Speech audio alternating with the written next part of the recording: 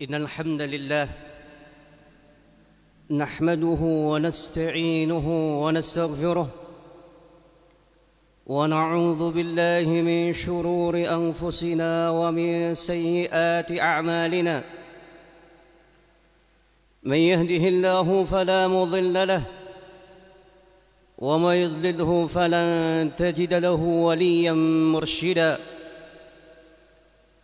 أشهد أن لا إله إلا الله وحده لا شريك له وأشهد أن محمدا عبده ورسوله صلى الله عليه وعلى آله وأصحابه ومن اهتدى بهديه واستنى بسنته إلى يوم الدين. يا أيها الذين آمنوا اتقوا الله حق تقاته ولا تموتن إلا وأنتم مسلمون.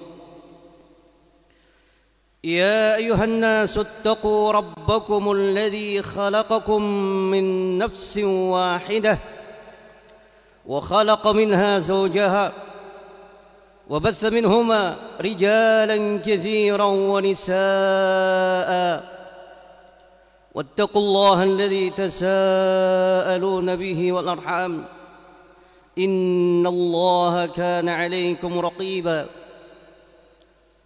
يا أيها الذين آمنوا اتقوا الله وقولوا قولا سديدا يصلح لكم أعمالكم ويغفر لكم ذنوبكم ومن يطع الله ورسوله فقد فاز فوزا عظيما. أما بعد فإن أصدق الحديث كتاب الله وخير الهدي هدي محمد صلى الله عليه وعلى آله وسلم وشر الأمور محدثاتها فإن كل محدثة بدعة وكل بدعة ضلالة وكل ضلالة في النار.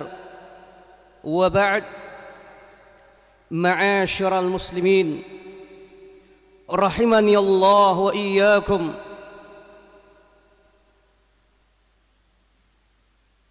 Di dalam kehidupan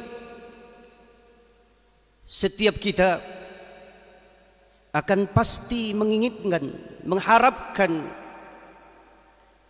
semua dari langkah kita ada kemaslahatan. Upaya yang kita lakukan kiranya bisa mendatangkan kebaikan, baik untuk diri kita, dan walhamdulillah ketika kebaikan juga bisa dirasakan saudara-saudara kita. Menimbang maslahat tentunya kembali kepada kondisi keadaan seseorang, dan kondisi seseorang sangat ditentukan dengan kehidupan hati yang ada dalam dadanya. Sehingga wajar apabila Rasulullah sallallahu alaihi wasallam bersabda di dalam hadis, beliau mengingatkan kepada kita semuanya, ala fa inna fil jasadi mudghah, bahwa sungguh di dalam jasad kita ada segumpal daging, idza suluhat suluhal jasadu kulluh, tatkala baik segumpal daging itu, niscaya ke semua bagian tubuh akan sehat. Akan tetapi idza fasadat, rusak yang segumpal itu, fasadal jasadu kullu, maka seluruh bagian anggota tubuh akan rusak. Ala wahiyal qalb,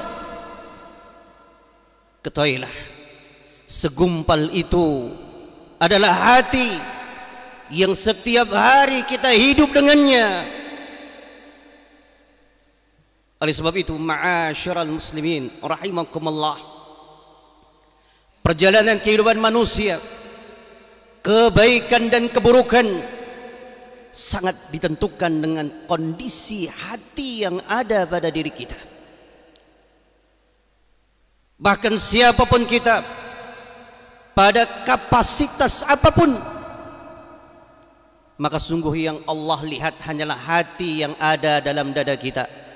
Seperti diriwayatkan oleh Imam Muslim, innallaha la yanzuru ila suwarikum wa ila amwalikum.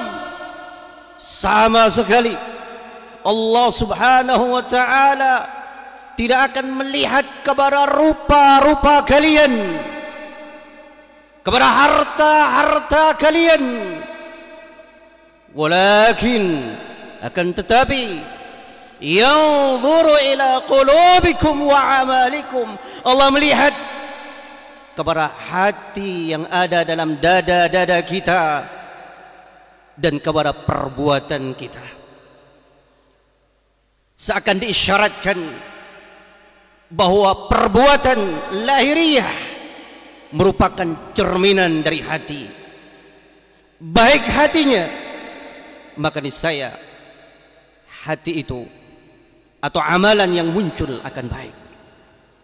Yang terbangun dengan keimanan, maka akan kokoh hati ini karena Allah yang membimbingnya.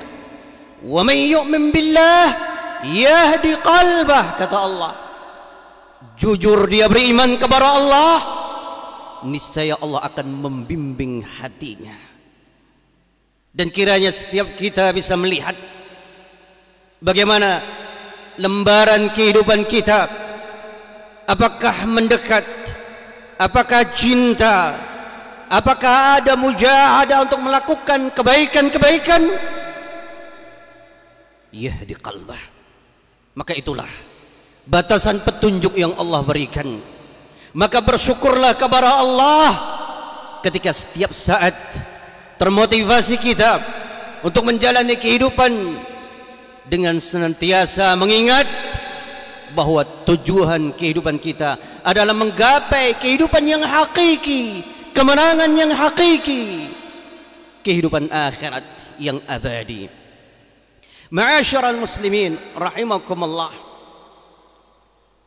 perjalanan waktu, seiring dengan waktu, perkara yang akan menggoncang hati kita, yang akan meruntuhkan hati kita, yang akan memburamkan dan menghitamkan hati kita, teramat sangat banyak dan selalu bertambah. Sehingga Nabi sallallahu alaihi wasallam bersabda dalam hadis yang diriwayatkan oleh Imam Muslim, tu'radul fitan 'ala al-qulubi 'udan 'uda. Demikian beratnya fitnah ini menghantam kita, demikian derasnya, lebih daripada sekedar ombak lautan yang kita bisa bertahan, tetapi ombak syahwat, ombak syubhat akan meruntuhkan orang yang tidak memperhatikan akan perjalanan kehidupan di dunia ini. Bagaimana tidak Rasulullah sallallahu alaihi wasallam menggambarkan, dinampakkan, dihadapkan fitnah-fitnah ini benar-benar mengepung kita seperti anyaman tikar, udan. Subhanallah, seutas demi seutas terus menyulam dalam kehidupan. Kalau hati lemah, maka wal'iyadzubillah, nukitat fi qalbihi nuktatan sauda. Akan ada rahan di dalam kehidupan, noda hitam yang kita khawatir ini akan bertahan. Dan yang paling kita khawatirkan, Allah tidak menolong untuk menghilangkan noda hitam ini di akhir kehidupan kita. Oleh sebab itu, jaminan Allah yang akan damai, yang akan tenang menghadap Allah adalah mereka yang memiliki hati yang selamat, sebagaimana firman Allah Subhanahu wa taala, yauma la yanfa'u malun wala banun, di hari yang tidak ada kemanfaatan, tidak akan sedikit pun membawa kemanfaatan harta ataupun keturunan. Al-Hafidh Ibnu Katsir menyatakan dalam tafsirnya, sekiranya manusia mengumpulkan semua emas yang ada di atas muka bumi, maka sungguh di hari itu sama sekali tidak akan mendatangkan kemanfaatan. Wala banun, semua orang bangga dengan anak lelaki.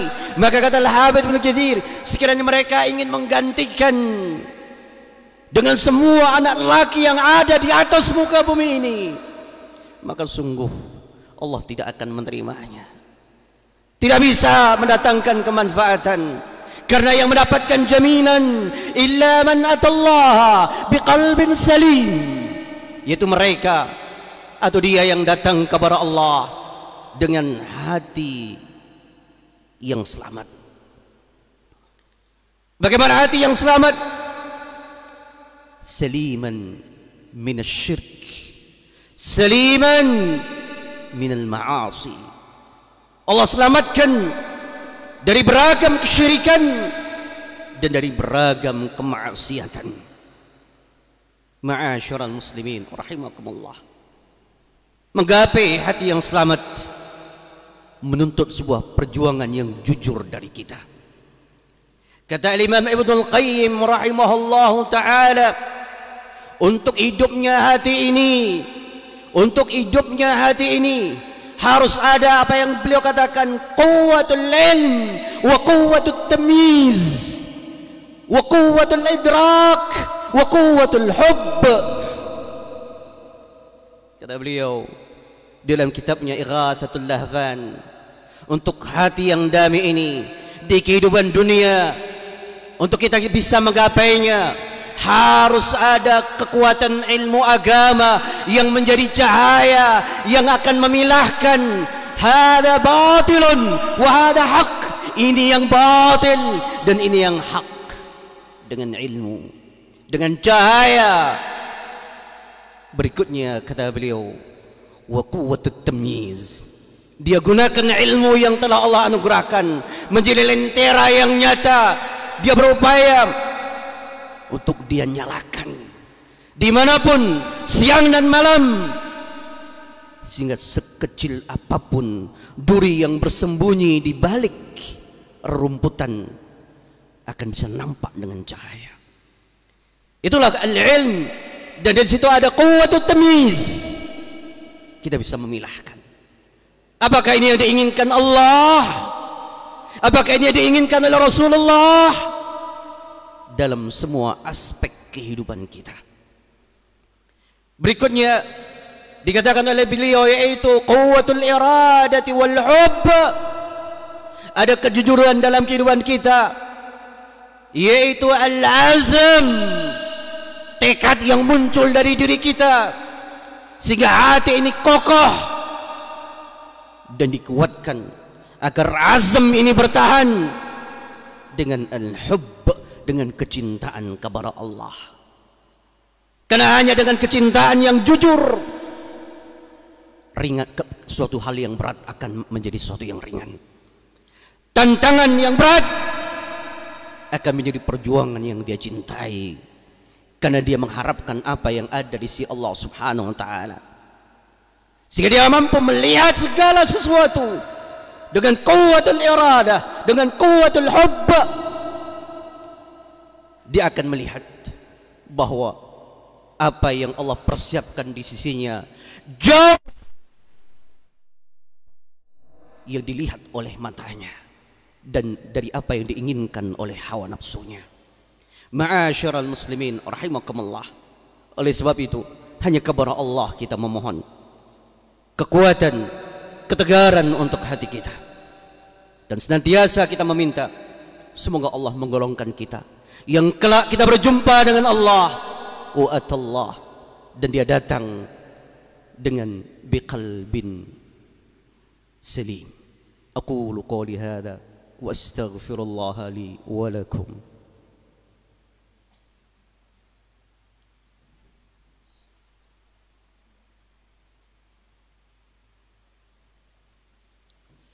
Alhamdulillahi Rabbil Alamin, wassalatu wassalamu ala ashrafil mursalin wa ala alihi wa ashabihi ajma'in wa man tabi'ahum bi ihsanin ila yaumiddin. Ya ayyuhalladzina amanu taqullaha haqqa tuqatih wa la tamutunna illa wa antum muslimun. Amma ba'd. Dan karakter yang dikatakan sebagai qalbun salim adalah sebagaimana yang juga Allah ingatkan pada ayat yang lainnya, yaitu orang-orang yang takut. Wa khasyar rahman, wa man khasyar rahman bil ghaib, yang mampu takut kepada Allah Subhanahu wa taala. Subhanallah, kepada Allah di semua keadaan, fis sirri wa alaniyah. Wajaa, dan dia mampu dan datang kepada Allah biqalbin munib, dengan hati yang selalu berjuang untuk kembali kepada Allah Subhanahu wa taala. Di sini Al-Imam Ibnul Qayyim rahimahullah ta'ala, ketika hati sudah memiliki al-ilm atau terjaga dengan ilm, dengan quwwatut tamyiz, dengan adanya azm, dengan adanya al-mahabbah, maka berikutnya akan menjadikan kehidupan ini, akan membawa kehidupan ini untuk kita selalu bisa kembali kepada Allah Subhanahu wa ta'ala, mengembalikan kehidupan ini kepada Allah biqalbin munib, dengan hati yang selalu kembali kepada Allah Subhanahu wa taala. Kita sadar bahwa sekuat apapun yang ada pada hati kita, pasti kita akan terjatuhkan dalam kesalahan. Dan itulah sunnatullah, sebagaimana telah diingatkan oleh Nabi sallallahu alaihi wasallam, bahwa setiap kita adalah pasti pelaku kesalahan. Bukan, tetapi yang terbaik dari setiap pelaku kesalahan adalah orang yang selalu bertaubat kepada Allah. Dia sadar karena dia mencintai, maka akan terasa gundah tatkala dia menyakiti yang dicintainya, sehingga dia kembali kepadanya, kembali kepada Allah yang telah memberikan kehidupan. Ma'asyiral muslimin rahimakumullah, di kondisi yang sebagaimana kita rasakan, maka sungguh wallahi, demi Allah, sekiranya hati ini tidak dijaga oleh Allah,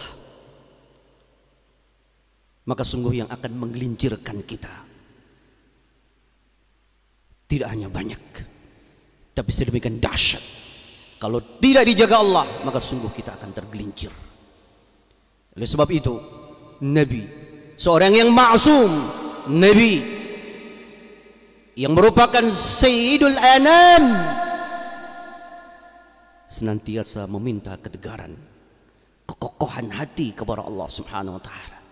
Sebenarnya dalam hadis yang diriwayatkan oleh Imam Muslim, Nabi sallallahu alaihi wasallam mengabarkan kepada kita bahwa hati-hati para hambanya baina usbu'aini min asabi'ir rahman yuqallibu ma yasha, bahwasanya hati kita itu berada di antara dua jari di antara jemari Allah Subhanahu wa taala. Yang bisa membolak-balikkan hanyalah Allah. Yang kemudian Nabi pun berdoa kepada Allah, Allahumma musarrifal qulub, sarrif qalbi ala ta'atik. Wahai yang membolak-balikkan hati, tegarkan, tetapkan hati ini untuk di atas ketaatan kepadamu. Subhanallah, kalau bukan karena Allah, bahkan Allah Subhanahu wa taala mengisahkan tentang nabinya, laula an tsabatnak, kalaulah kami tidak mengokohkan hatimu wahai Muhammad, sungguh engkau akan condong kepada mereka sedikit demi sedikit.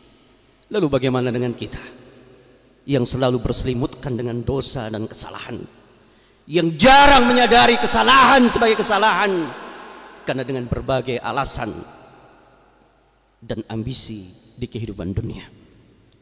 Innallaha wa malaikatahu yusholluna 'alan nabi ya ayyuhalladzina amanu shallu 'alaihi wa sallimu taslima. Allahumma shalli 'ala Muhammad wa 'ala ali Muhammad kama shallaita 'ala Ibrahim wa 'ala ali Ibrahim innaka Hamidum Majid. Allahumma barik 'ala Muhammad wa 'ala ali Muhammad kama barakta 'ala Ibrahim wa 'ala ali Ibrahim innaka Hamidum Majid. Allahumma ighfir lil muslimina wal muslimat wal mu'minina wal mu'minat al ahya'i minhum wal amwat innaka sami'un qaribun mujibud da'awat faya qadhiyal hajat.